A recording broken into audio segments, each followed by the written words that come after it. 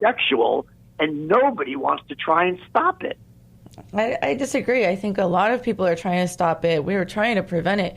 I mean, everything that we can be doing, especially therapists, we work with people that, that have irrational thoughts, intrusive thoughts. But I don't want to get off topic here, Kenny, though. It's, okay.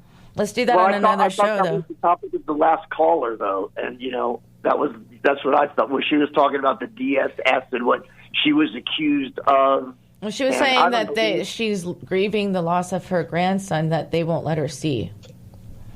Well, I'm grieving all of the children who have been abused and all of the ones that are going to be, and apparently no one wants to try and stop it correctly, in my mind. Yeah, no, I mean, I completely agree with you, but let's talk about that on a different show, and we've only got about 6 minutes left anyway, so, but Kenny, thank you so much. Actually, this made me think about something in relation to grief that I've thought for quite a while, that grief, that there is a collective cultural grief that we haven't learned to grieve well as a culture. Mm-hmm. So individually, obviously, with all the different types of grief that we've talked about, there's so many different types of grief that we experience, and we're also not grieved well as a culture. And because we've not learned to grieve well, we've found it difficult to let go of the past, and I think that's had an impact on we're not going to talk about politics, but it has had an impact on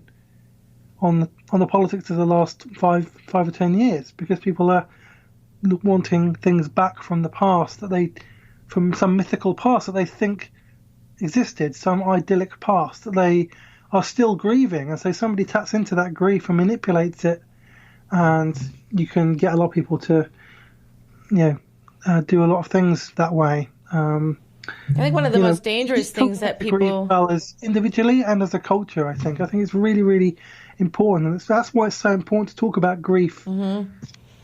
Yeah, I mean, and grief and trauma, and it's definitely traumatic to lose someone, and there's trauma of all different types, kind of what Kenny's saying, too. And the worst thing we can do is brush it under the rug and not grieve and not face the pain. And so... healing from the past and healing from the things that hurt us most is very crucial to our mental health well-being. Yeah, absolutely, yeah, I think. And there are ways to grieve in a healthy way. I mean, one of the most important things, and we've talked about it already, is to get professional support and to get community around you and have people around you who listen to you and people who will understand. And also, I think, one really helpful way to grieve is to actually just give yourself permission to grieve. It's okay to grieve. Mm-hmm. It doesn't take a strong person to not cry. I mean, it's actually I would say it's the opposite. I think if you can cry, that's a really healthy thing. But actually, it releases stress and pheromones through our tears. That's why we cry. It's our body's way of naturally releasing the stress. And it's healthy, and you have a good cry. Everybody feels better after a really good cry, and that's why. And not only that, but acknowledging that the pain is real, and that we're left with scars, and that's okay. I mean, I don't know that if somebody's never been through a loss of any type, or let's say anything, divorce, job, loved one, anything. Then they've been living under a rock. They've been very sheltered. Yeah, I don't think there's anybody who hasn't experienced some kind of grief, no matter how big or small. And it all counts. And we need to give ourselves permission to do that. Journaling is a really good, helpful thing to do. It's really cheap. It's proven to have a positive impact on your mental and emotional health. Absolutely. Because it gets things out. That's another thing that people can do, which costs nothing. And you can do by yourself. Mm-hmm. Absolutely. Do we still have Kenny on the line, or do we lose him?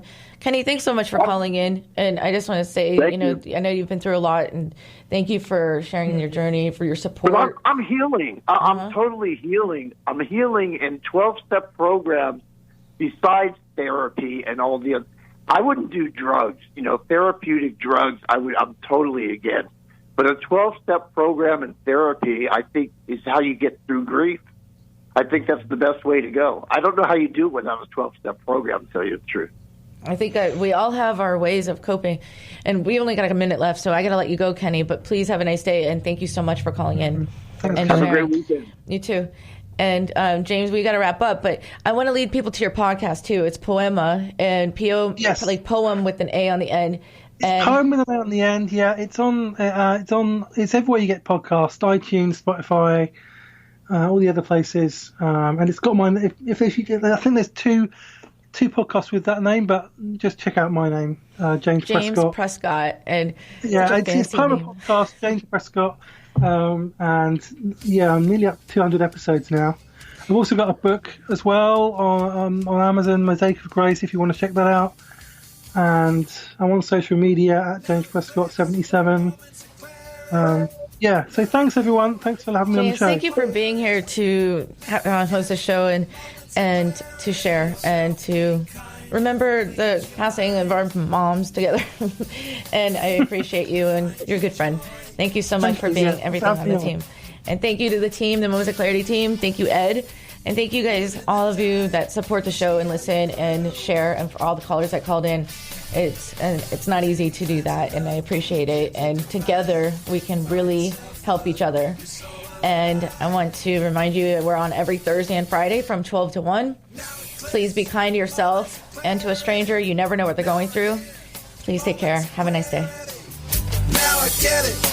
Moments of clarity. To yourself, be kind.